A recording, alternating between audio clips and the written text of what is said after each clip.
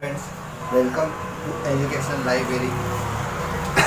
Education library में आपका हार्दिक स्वागत है।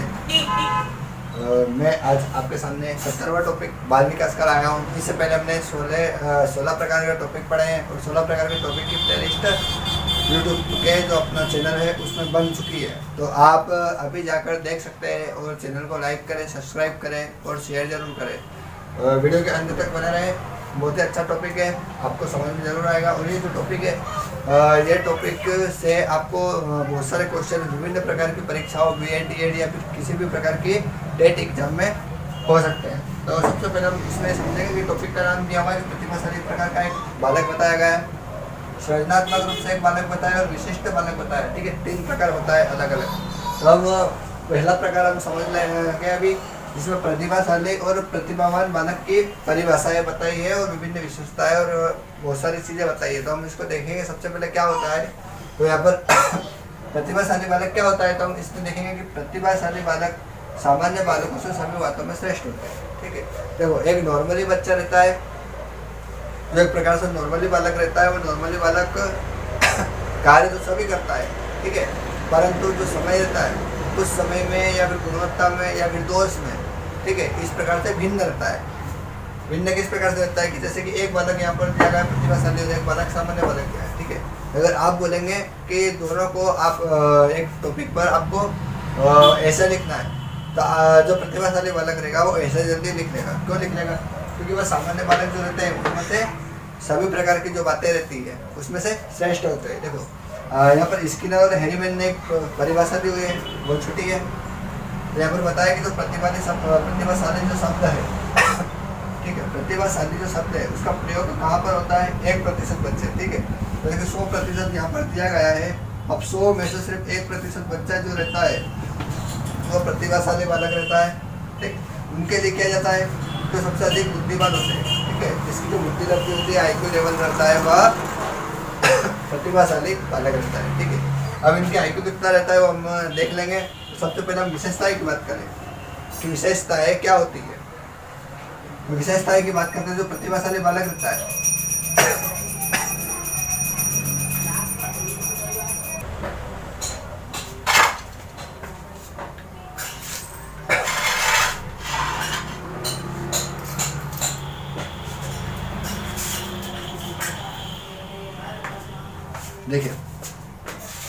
देखिए प्रतिभाशाली बालक की हम विशेषता देख रहे थे, तो विशेषता यहाँ पर बताई गई है कि देखिए जो प्रतिभाशाली बालक रहता है उसका जो शब्दकोश रहता है एक विस्तृत प्रकार से रहता है। ठीक है, अगर आप उसको किसी भी प्रकार का एक टॉपिक दे देंगे या कुछ भी हिंट दे देंगे, तब वह बालक जो रहेगा वह शब्दकोश के आधार पर उसकी रचना कर सकता है।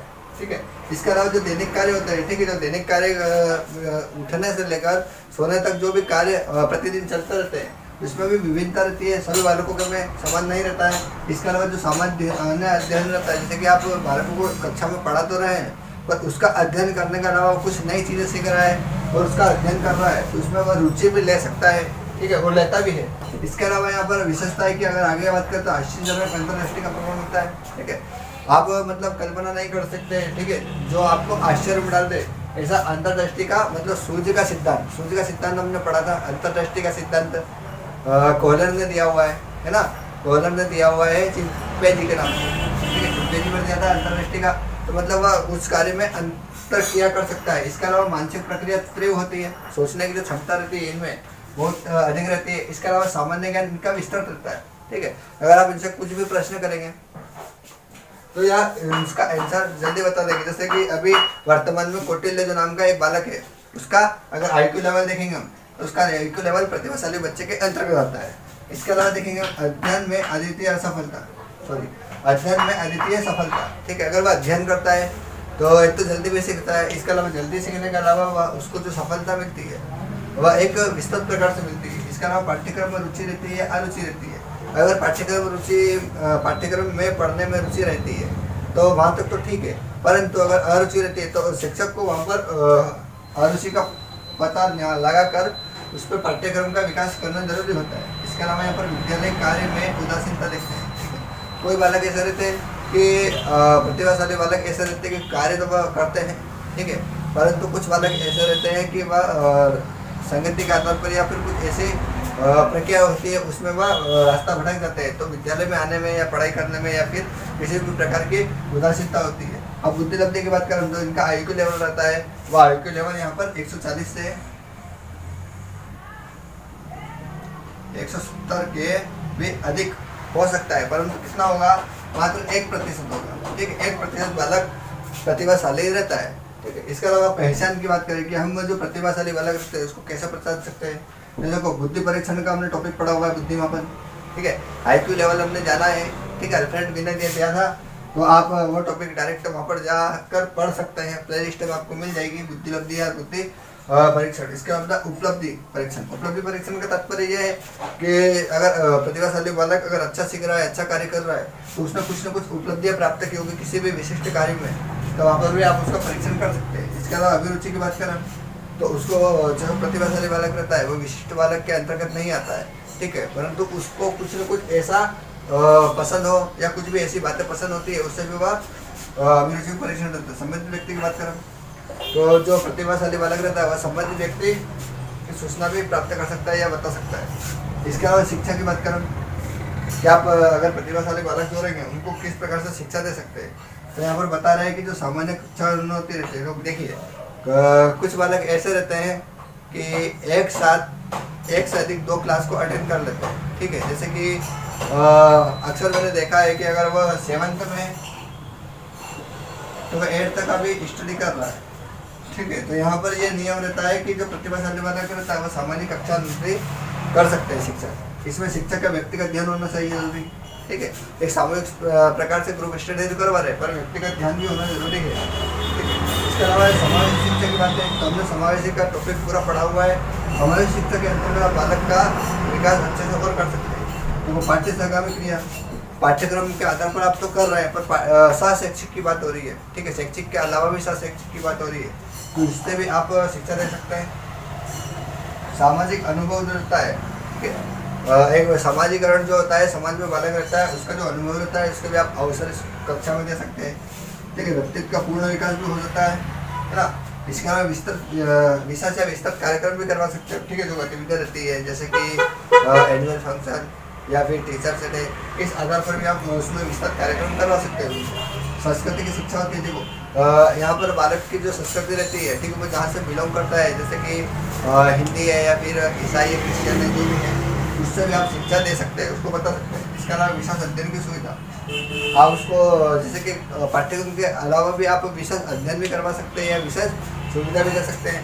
इसके अलावा नेतृत्व प्रशिक्षण, अगर बालक का आप जैसे प्रतिभाशाली बालक जो रहता है उसको आप पढ़ा रहे हैं, पढ़ाने के अलावा उसको नेतृत्व भी करेंगे या प्रशिक्षण भी देंगे उसको, तो वह जल्दी से सीखेगा। तो इस प्रकार का हमारा टॉपिक था प्रतिभाशाली और प्रतिभावान बालक के आधार पर आप स्क्रीनशॉट लगेंगे। पेज देख रहे हैं हम, अगले पेज में यहाँ पर हमने प्रतिभा वाले के बाद में सृजनात्मक की बात की हुई कि सृजनात्मक जो बालक रहता है वो किस प्रकार का रहता है। ठीक है, तो यहाँ पर अगले पेज पे सृजनात्मक बालक बता रहे हैं कि यह बालक इस प्रकार, देखो यहाँ पर क्या लिखा है, यह शब्द क्रिएटिविटी से बना है। ठीक है, अंग्रेजी जो शब्द है उसका क्रिएटिविटी से बना है, इसका अर्थ है ये समांतर विधायकता उत्पादन या रचनात्मकता। ठीक है, मतलब एक तरफ से क्रियाशील रहता है, उसको हम सृजनात्मक बालक के परिभाषा दी गई है यहाँ पर जेम्स क्लेवर द्वारा। अनिवार्य रूप से नए वस्तु का निर्माण। ठीक है, इसका तात्पर्य है कि ऐसा बालक जो अपने जीवन काल में या फिर अपने समय में वह अनिवार्य रूप से हर समय कुछ नया बनाया करता है। ठीक है, निर्माण करता रहता है, उसको हम सृजनात्मक बालक कहते हैं। जैसे तत्व की बात आ रही है कि तत्व किस प्रकार, तत्कालीन स्थिति विपरीत। तत्कालीन स्थिति विपरीत का तात्पर्य क्या है यहाँ पर कि जैसे कि वह किसी भी समय कैसा भी अगर उसको अनुभव होगा, समझ होगी, सीखा हुआ होगा, उस आधार पर वह उसके विपरीत कर सकता है। इसके अलावा सामंजस्य रहता है। ठीक है, कार्य करने में सामंजस्य जल्दी हो जाता है, समस्या जब पूर्ण व्याख्या हो जाती है। ठीक है, जैसे कि एक बालक यहाँ पर रिंग बना रहा है, यहाँ से प्रारंभ कर रहा है और वापस यहाँ जा रहा है। ठीक है, अगर सही नहीं बन रहा है तो वो पुनः वापस से उसकी व्याख्या कर सकता है। ठीक है, अब विचार परिवर्तन, जो उनके विचार रहते हैं वो परिवर्तनशील रहता है, कभी क्या कभी क्या कभी क्या वह सोचते रहते हैं। सिद्धांत कौन सा सिद्धांत पर आधारित होता है, देखिए एक मनोविश्लेषणात्मक सिद्धांत बताया गया है। ठीक है, इसके अलावा अंतर्दृष्टि का सिद्धांत बताया, साहचर्यवाद बताया और अस्तित्ववाद बताया। ये सिद्धांत अपने बाल विकास के उदाहरणों में पढ़ा हुआ है, तो आप वहाँ से देख सकते हैं। ठीक है, इसके अलावा यहाँ पर पहचान की बात हो रही है। कि अगर हम सृजनात्मक बालक को किस प्रकार से पहचान सकते हैं, तो यहाँ पर बताया कि देखो ऐसे जो बालक रहते हैं उसमें मौलिकता रहती है, वो कुछ ना कुछ नया करते रहते हैं, हर संभव प्रयास करते रहते हैं। अब ये प्रयास प्रियता रहते, तो प्रयास प्रियता का मतलब ये है कि यह हंसमुख भी रहते हैं और कुछ मतलब एक मनोरंजन जो व्यवहार रहता है इनका समायोजन रहता है, ठीक है, वह वातावरण में परिवर्तित कर देते हैं। अब ये संवेदनशील जल्दी हो जाते हैं, ठीक है, संवेदनशील जल्दी इस प्रकार से हो जाते हैं कि अगर इनके विपरीत कोई बात जाएगी तो या उस बात के खिलाफ हो सकते हैं या संवेदनशील हो सकते हैं जल्दी। इसका मतलब स्वतंत्र निर्णयशील है, ठीक है। स्वतंत्र निर्णयशील किस प्रकार से है, जैसे कि यह कुछ भी निर्णय लेते हैं, ठीक है, कुछ भी डिसीजन लेते हैं तो स्वतंत्र प्रकार से रहते हैं, किसी के दबाव में नहीं लेते। इसके अलावा यहाँ पर उत्सुकता रहती है, कुछ भी अगर आप उनको पढ़ाएंगे तो जैसे कि मान लो आप नाटक पढ़ा रहे हैं, नाटक में वो उत्सुक जल्दी हो जाते हैं, ठीक है। इसके अलावा स्वायत्तता की बात है कि वह जो भी आप कार्य दोगे वह स्वयं के आधार पर जल्दी करना सीख जाते हैं। अगर हम परीक्षण की बात करेंगे, इनका अगर परीक्षण करेंगे आप तो किस प्रकार से करेंगे, आप चित्र पूर्ति के आधार पर कर सकते हैं, ठीक है, चित्रात्मक प्रवृत्ति के आधार पर, जैसे कि आप उनको कुछ भी देंगे तो चित्र के आधार पर उसका परीक्षण हो सकता है। आप प्रोडक्ट इम्प्रूवमेंट टास्क, ठीक है, एक विधि है। इसके अलावा व्रत परीक्षण की बात है तो एक व्रत के आधार पर भी आप उनको परीक्षण कर सकते हैं। टीन के जो खाली डब्बे रहते हैं उस आधार पर भी भरने की प्रक्रिया, खाली करने की प्रक्रिया, इस आधार पर भी वो परीक्षण कर सकते हैं। अब देखो शिक्षा क्या रहती है या विकास किस प्रकार से कर सकते हैं, तो देखिए तथ्य अधिगम की बात हो रही है कि तथ्य अधिगम के आधार पर आप उसका कार्य कर सकते हैं। तथ्य अधिगम के मतलब ये रहता है कि जो भी वह सीख रहा है तो विभिन्न प्रकार के तथ्य रहते हैं, ठीक है, गतिविधियाँ रहती है, उस आधार पर सीख सकते हैं बालक। मौलिकता रहती है, मौलिकता हमने समझा यहाँ पर। इसके अलावा उनका मूल्यांकन कर सकते हैं, समस्यात्मक पहचान रहती है, ठीक है, उनमें जो भी समस्या रहती है वह पहचान जल्दी हो जाती है। इसमें जो जांच परीक्षण के आधार पर कर सकते हैं किस प्रकार। और पाठ्य सहगामी क्रिया बताया कि पाठ्य सहगामी क्रिया इस आधार पर कि आप शैक्षिक शिक्षा तो दे रहे हैं पर उसके आधार पर रचनात्मक या फिर ऐसी क्रिएटिविटी जिससे बालक कुछ नया सीख रहा हो गतिविधि के आधार पर, तो इस प्रकार से भी कर सकते हैं। देख लेते हैं अगले पेज पर दिखाया गया है, जैसे कि हमने प्रतिभाशाली और सृजनात्मक बालक के बारे में जाना है, उसी आधार पर यहाँ पर विशिष्ट बालक की भी गणना की गई है कि विशिष्ट बालक किस प्रकार करते हैं। तो विशिष्ट बालक क्या होता है यहाँ पर हम वह देखेंगे। विशिष्ट बालक की परिभाषा दी है कि ऐसा बालक की अपनी योग्यता रहती है या उसकी क्षमता रहती है, व्यक्तित्व व्यवहार रहता है के कारण अपने आयु के अन्य औसत अथवा सामान्य प्रकार से भिन्न रहते हैं, ठीक है। जैसे कि एक सामान्य वाला बालक रहता है उसमें से वह तो अलग रहते हैं, मतलब नीचे रहते हैं बुद्धि में या फिर सीखने में, या फिर उनमें कुछ त्रुटियाँ रहती है शारीरिक या मानसिक विकार के आधार पर। तो उस आधार पर विशिष्ट बालक जो रहते हैं उनको हमने दो प्रकार में बांटा है। तो सर्वनात्मक बालक की बात कही गई है और एक यहाँ पर पिछड़ा बालक कहा गया है, ठीक है। दो प्रकार से बांटा गया है। तो पिछड़ा बालक को हम सबसे पहले समझ लेते हैं, फिर समस्यात्मक बालक को अच्छे से समझ लेंगे। तो यहाँ पर पिछड़ा बालक को बताया कि जो बालक अपने या नीचे की कक्षा का कार्य नहीं कर पाता है, ठीक है। इसका तात्पर्य यह है कि जैसे कि यहाँ पर जब छठी क्लास का बच्चा है वो खुद की क्लास में या फिर 5th तक की जो क्लास रहती है उसका कार्य नहीं कर पाता है एवं उनसे पीछे रह जाता है, ठीक है। जैसे आप पढ़ा रहे हैं उनसे पीछे रह जाता है, उसे वह पिछड़े बालक के रूप में कह सकते हैं, ठीक है। अब विशेषता बताई गई है कि विशेषता क्या रहती है। देखो इनका सीखने का जो तरीका रहता है वह धीमा रहता है, ठीक है। मतलब इनके सामने आप अगर कुछ पढ़ा रहे हैं तो वो बात आपको कम से कम 7 या 8 बार या फिर 4 या 5 बार दोहरानी पड़ेगी जब तक वो धीमे गति से सीखेंगे। इस तरह निराशा भी रहती है उनमें, अगर वो जैसे कि दूसरे बालक सीख जाते हैं और वह नहीं सीखते तो उनमें निराशा की भावना आ जाती है, ठीक है। कुछ बालक ऐसे रहते हैं पिछड़े बालक जो समाज के विरोधी रहते हैं, ठीक है। ऐसे कार्य करते हैं जो समाज में स्वीकार न हो। इसके अलावा शिक्षण विधि विफल होना, अगर कोई शिक्षक विभिन्न प्रकार के शिक्षण विधि के आधार पर वो बच्चों को अध्यापन करवा रहा है तो जो विशेष पिछड़ा बालक रहते हैं उनमें ये शिक्षण विधि के रूप में विफल हो सकती है, ठीक है। जो मानसिक अवस्था रहती है, ठीक है, जो मानसिक स्वास्थ्य रहता है या अवस्था रहती है उसमें असमायोजन हो जाना, ठीक है। जो वातावरण रहता है उसमें समायोजन नहीं कर पाना है, या फिर उसका व्यवहार की समस्या रहती है, उसमें भी बहुत सारी परेशानी रहती है, ठीक है। इसके अलावा जन्मजात योग्यता की कमी रहती है, ठीक है। जो जन्म से सीखने की जो प्रवृत्ति रहती है उसमें कमी हो जाती है। जैसे कि शैशवावस्था में मानसिक विकास और शारीरिक विकास जो रहता है वह तीव्र गति से होता है, फिर बाल्यावस्था में वह धीमा पड़ जाता है और फिर किशोरावस्था में वह बढ़ जाता है। इस आधार पर कमी हो जाती है। पाठ्यक्रम में हानि होती है, ठीक है। अगर आप उसका पाठ्यक्रम करवा रहे हैं एक क्लास का तो उसमें जो पिछड़ा बालक है उसमें पाठ्यक्रम में हानि हो जाती है पिछड़े बालक की। उनको मंद या सामान्य या श्रेष्ठ प्रमाण के आधार पर देखते हैं, ठीक है, सामान्य कार्य ना होना, ठीक है। अभी मैंने आपको बताया कि जो एक कार्य जो रहता है वो सामान्य प्रकार का कार्य नहीं कर पाता है, ठीक है। अपने या नीचे के कार्य करने में असफलता रहते हैं, ठीक है।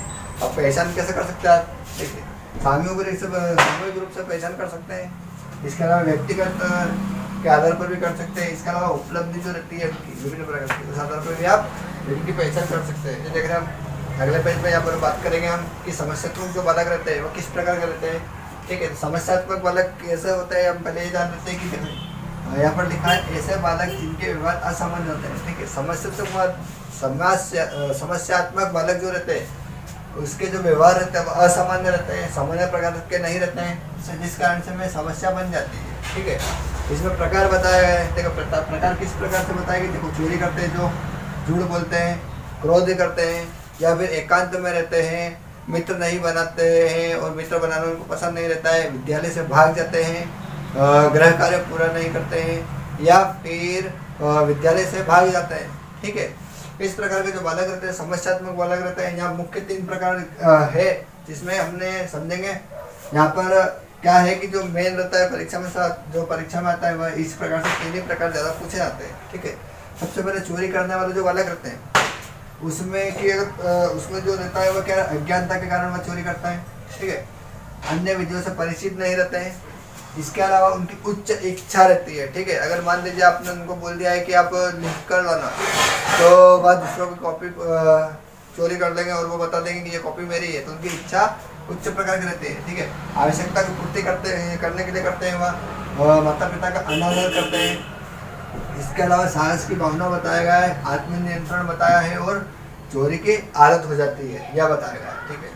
अगर आप चोरी करने से अगर किसी बालक को रोकना चाहते हैं तो उसका उपचार किस प्रकार करते हैं, देखिए सबसे पहले आपको दोष नहीं लगाना है, ठीक है। कोई भी अगर बालक चोरी करता है और पकड़ा जाता है तो उसको दोष नहीं रखना है, दोष नहीं लगाना चाहिए, ठीक है। उनका जो आत्मविश्वास रहता है तो उनका आत्मविश्वास आत्मनियंत्रण करना चाहिए। इसके हमारा सही गलत का जो कार्य होता है बच्चों को बताना चाहिए कि आप कर रहे थे गलत कार्य है, यह सही कार्य है, इस प्रकार से। इसके अलावा अधिकार खेलकूद के अवसर देना चाहिए, ठीक है। अधिकार जो होते हैं उनके या फिर उनका ध्यान बटाना चाहिए, खेलकूद के अवसर देना चाहिए। इसके अलावा आवश्यकता की पूर्ति, उनको जिस चीज़ की जरूरत पड़ती है, कौन से भी ऐसी वस्तु की आवश्यकता पड़ती है तो उसकी पूर्ति करना चाहिए और उनकी अवहेलना नहीं करना चाहिए, ठीक है। इसके अलावा ऐसे कैसे हम झूठ बोलते जो बालक है उसको समझेंगे। झूठ बोलने वाले जो बालक रहते हैं देखो एक मनोविनोद रहते हैं, ठीक है। उनको अच्छा लगता है झूठ बोलना, पर कभी कभी अच्छा लगने के कारण उनका जो झूठ बोलना रहता है वह किसी समस्या में डाल देते हैं। इसके अलावा दुविधा के कारण भी बोलते हैं, बहुत सारे बालक ऐसे रहते हैं जो दुविधा किसी कारण से मुसीबत में रहते हैं इसलिए भी बोल देते हैं। इसमें मिथ्याभिमान रहता है, इस कारण में हो जाता है। प्रतिशोध, किसी से बदला लेना रहता है उसमें भी वह झूठ बोल देते हैं, ठीक है। वही स्वार्थ के कारण, ठीक है। किसी को अगर चॉकलेट खाना रहती है, ठीक है, तो सामने वाला बालक के प्रति अपने स्वार्थ के लिए वह झूठ बोल देते हैं। इसके अलावा वफादारी के लिए किसी दोस्त को, जैसे किशोर अवस्था में जो बालक रहते हैं अक्सर झूठ बोल देते हैं टीचर के सामने, ठीक है, कि मेरा दोस्त बीमार था इसलिए वो होमवर्क करके नहीं लाया, भले ही वह बीमार नहीं था। तो ये वफादारी के कारण बोल देते हैं, कोई डर के कारण बोल देते हैं, है ना। जैसे कि समस्यात्मक अलग रहते हैं उसमें भयभीत के कारण भी रहते हैं, तो जो भय रहता है, डर रहता है, इस आधार पर झूठ बोलते हैं। अगर उपचार करना है आपको तो किस प्रकार से करेंगे, देखो सबसे पहले झूठ बोलना है, लाभ नहीं उठाना, ठीक है। अगर लाभ नहीं उठाएंगे तो झूठ नहीं बोलेंगे। संगति भी आपको, जैसे कुछ ज़्यादा झूठ बोलता है जिनकी संगति में आप अलग करवा सकते हैं, ठीक है। नैतिक साहस की भावना, ठीक है, जो रोज करते हैं उसकी जो साहस की भावना रहती है उस आधार पर। आत्मसम्मान बनाए रखना, सोच विचार संपर्क जो बच्चे रहती है सोच विचार रहता है उस आधार पर बालक को बोलना चाहिए। निर्भयता होना चाहिए, इसमें भय नहीं रहना चाहिए। अप्रत्यक्ष बंधुओं, ठीक है, जैसे कि आप प्रत्यक्ष रूप से किसी अन्य प्रकार से आपको रोक लगाना चाहिए। हम जो क्रोध करते हैं उन बालकों को किस प्रकार से देखेंगे हम, तो उसमें बताया गया है कि उद्देश्य प्राप्ति हेतु रोक लगाते हैं, ठीक है। अगर कोई क्रोध करता है तो उद्देश्य प्राप्ति में रोक लगाते हैं। वह किसी में गुस्सा रहता है, इच्छा रहती है, जलन रहती है, इस आधार पर भी या विघ्न के आधार पर, ठीक है, समस्या के कारण विशेष स्थान रोग या वस्तु छीनना, कोई वस्तु छीन लेता है इस आधार पर। निराशा के कारण या फिर रोगी होते हैं कोई बालक इस प्रकार से, या किसी का शारीरिक विकास अस्वस्थ रहता है इस आधार पर भी गुस्सा करते हैं। या कार्य में असफलता, जैसे कोई कार्य नहीं कर पाता है समय पर तो उस कारण से भी गुस्सा जल्दी हो जाते हैं। अब देखिए उपचार अगर आपको करना है तो कैसे करेंगे, देखिए स्वास्थ्य सुधार, उनका जो स्वास्थ्य रहेगा उनको सुधार लाने के लिए आपको ध्यान रखना पड़ेगा।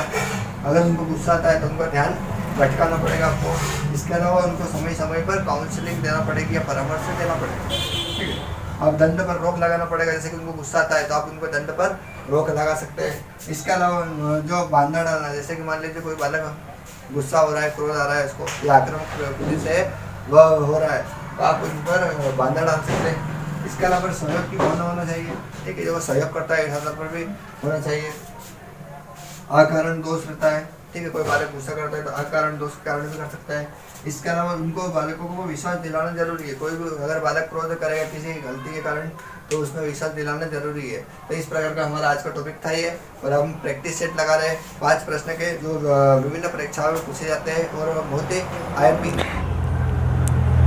अब हम प्रैक्टिस सेट देख रहे हैं। प्रैक्टिस सेट में यह दिखाया गया है कि जो प्रैक्टिस सेट रहता है उसमें निम्न में से क्या प्रतिभाशाली बालक का संकेत है, ठीक है। जो एक प्रतिभाशाली बालक रहता है उसको हम किस प्रकार से पहचान सकते हैं। देखो उनमें क्या रहता है कि सृजनात्मक विचार भी आते हैं प्रतिभाशाली बालक में, ठीक है। जिज्ञासा भी रहती है नया कुछ जानने के लिए, और अभिव्यक्ति में नवीनता भी रहती है, ठीक है। इस प्रकार से यहाँ पर डी वाला आंसर सही हो जाएगा, ठीक। अगला प्रश्न देखेंगे। अगला प्रश्न में दिखाया गया है यहाँ पर कि टर्मन के अनुसार प्रतिभाशाली बालकों की बुद्धि लब्धि कितना होना चाहिए, ठीक है।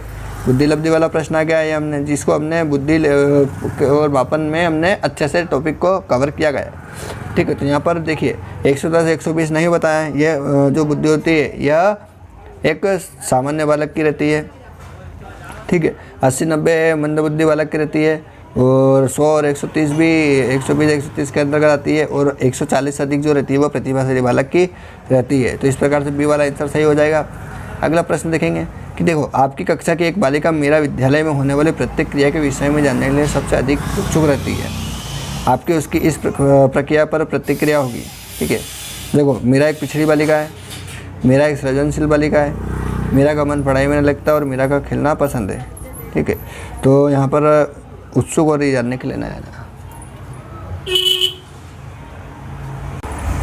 इस प्रकार से यहाँ पर बी वाला मेरा एक सृजनशील बालिका है, इस प्रकार से ये वाला सही हो जाएगा।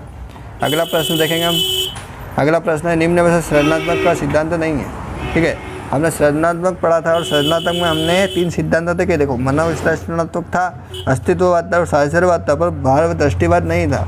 तो हमें यहाँ पर अंतर्दृष्टि की बात हुई थी, ठीक है। तो यहाँ पर ये वाला आंसर सही हो जाएगा। अगला प्रश्न देखें। अगला प्रश्न दिया गया है कि एक शिक्षक होने के नाते पिछड़े बालकों के प्रति आपका दृष्टिकोण होना चाहिए, ठीक है। अगर पिछड़े बालक रहते हैं, देखो उपेक्षा आपको नहीं करना है, कठोरता भी नहीं अपनाना है, और सहानुभूति आप अपना सकते हैं, ठीक है। तो सहानुभूति यहाँ पर आंसर सही हो जाएगा। अगला प्रश्न देखेंगे। अगला प्रश्न दिया गया है, आखिरी आज का ये हमारा प्रश्न। आपकी कक्षा का एक बालक बहुत ही क्रोधी प्रवृत्ति का है और वह हर बात पर क्रोध करता है। आप उसके दोष का निवारण तो क्या उपाय करेंगे, ठीक है। क्रोध को आपको समाप्त करना है, ठीक है। तो आप क्या करेंगे, देखिए आप कक्षा से बाहर नहीं निकाल सकते हैं, काटते सीख लेंगे हम, बाहर नहीं निकाल सकते हैं। आप उससे बात करना छोड़ देंगे, यह भी नहीं कर सकते हैं।